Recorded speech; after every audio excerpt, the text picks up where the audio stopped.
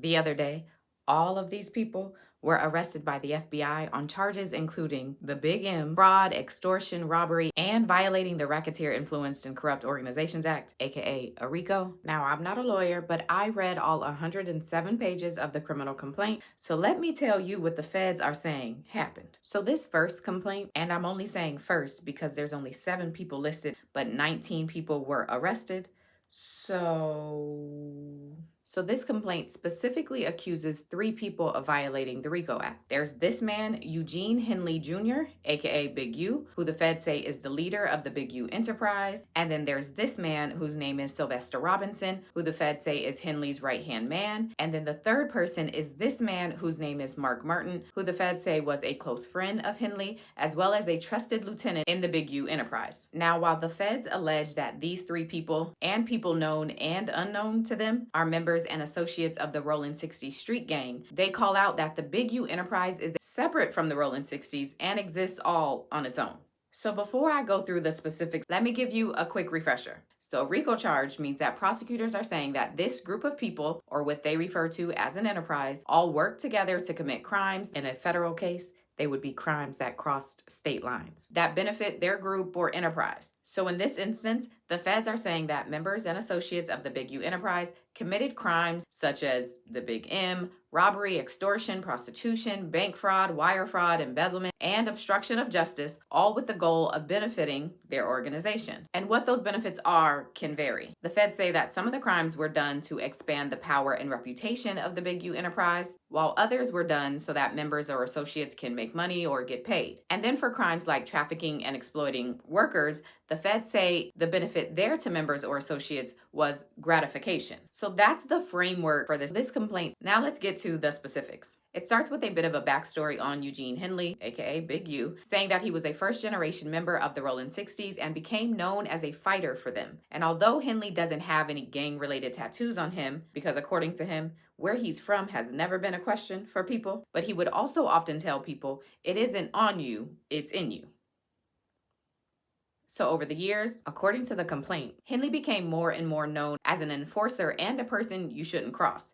In 1991, he was charged and convicted of robbery, and after serving 23 years, in 2004, he was released and said he wants to focus on healing his community and making it a better place. But the complaint says, Henley's own words shows that wasn't true. The complaint says that Big U used his mafia-like enterprise to intimidate businesses and individuals in the community, and they used an interaction between him and Nipsey Hussle to illustrate how they say the enterprise was ran. According to the complaint, Big U and Nipsey formed a relationship around 2008. At some point, the two of them have a falling out over some equipment, and Nipsey made a diss record about Big U, saying that he was a, quote, scrapper, not a rapper. The two eventually are able to work out their differences, but according to a docuseries that Big U did, he said that even after working out their differences, he went over to pick up Nipsey one morning so that he could discipline him for the diss song. But Nipsey's brother stepped in and told Big U that Nipsey Hussle wasn't going anywhere. The indictment says that LAPD made reports, violence erupted, and a firearm was brought out and discharged. According to the feds, this story illustrates how Big U and the enterprise would deal with disrespect. And this context helps to set up the accusation that Henley caused the death of an up-and-coming rapper with the initials RW. RW was one of Big U's artists on his label Unique Music, and 5 days before his death, he recorded a diss song where he references a bro that makes some money. The bro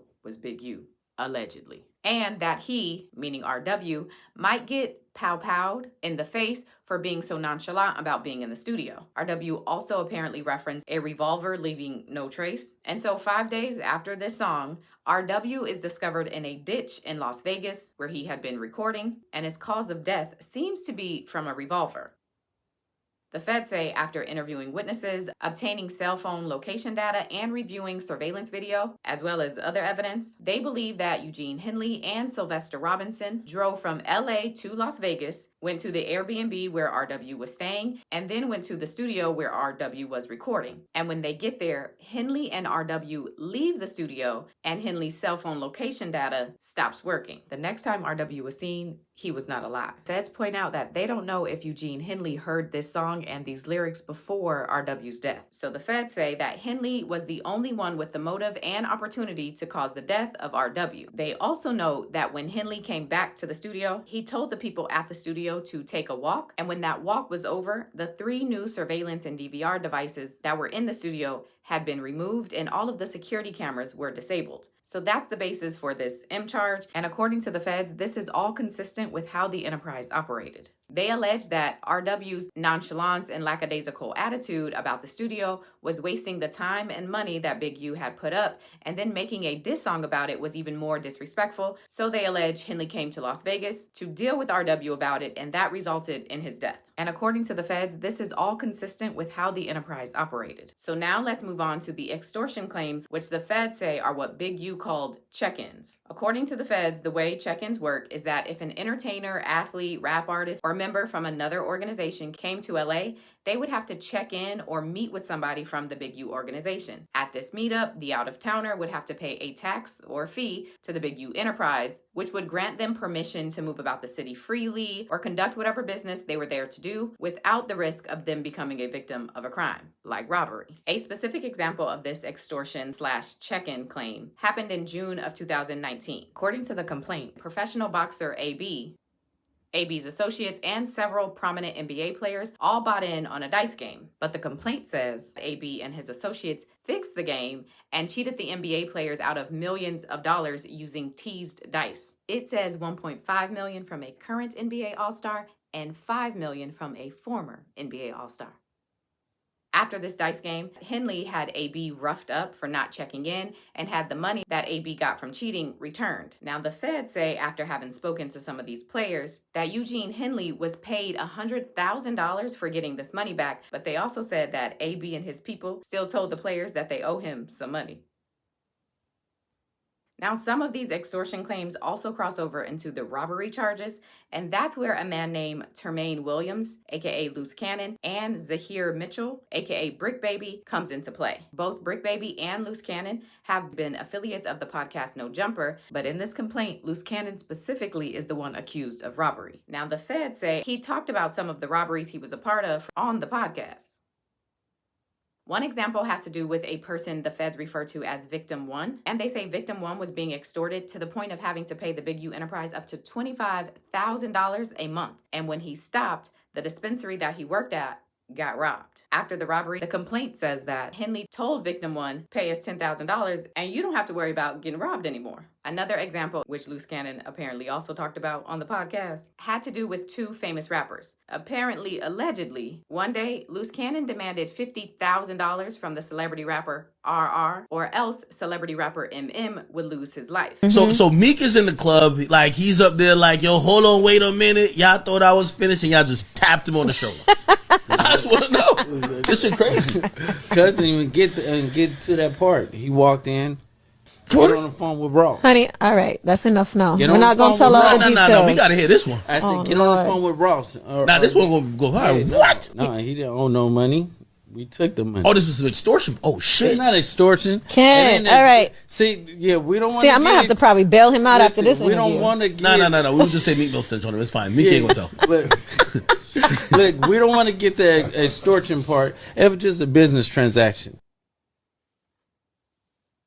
According to Loose Cannon on this podcast, RR dropped off the $50,000, but then Henley stopped answering his phone and didn't share any of the money with Loose Cannon. And after Loose Cannon talked about this on the No Jumper and Vlad TV podcast, allegedly, Henley sent a cease and desist order. It's worth noting, Zahir Mitchell, aka Brick Baby, has a separate sealed indictment, and I tried to look for it, but it's definitely still sealed. Okay, next let's jump to some of the fraud charges. According to the complaint, during COVID, Big U lied on an application to qualify for the small business loans that the government was giving out, and he would also accept donations on behalf of his Developing Options organization, but then he would just transfer the money from the organization into his personal bank account. The feds also claim that a man named Frederick Blanton Jr. and a woman named Tiffany Hines, who are both accused in the complaint of bank fraud, worked together to lie on a mortgage application so that Blanton could qualify for a mortgage. Blanton was originally denied the loan because he didn't make enough money, but after working with Tiffany Hines, who was a licensed loan officer, Blanton's income was adjusted so that he could qualify. After the feds, who had Henley's phones tapped, played recorded phone calls for Tiffany Hines, she admitted to telling Henley how much money Blanton needed to get approved for the loan, but she denied telling them that they should lie and put that number on the application. But the feds say, we have a recording of you doing just that. There's also a tax evasion charge on here, which is specific to Eugene Henley. And then there's a prostitution allegation, which a woman named Armani is included in. And when the feds confront Armani about her involvement in that, she eventually admitted that she was, quote,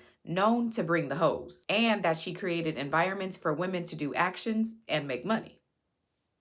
And then there's some other stuff, but we'd literally be here all day if I went through everything. I told you it was 107 pages. Now, before turning himself in last week, Eugene Henley recorded and posted some videos on social media saying that he was innocent and would be home soon. So this one is still very much active and we are in the beginning stages, but we've seen a state RICO case play out. So it'll be interesting to see how a federal one does.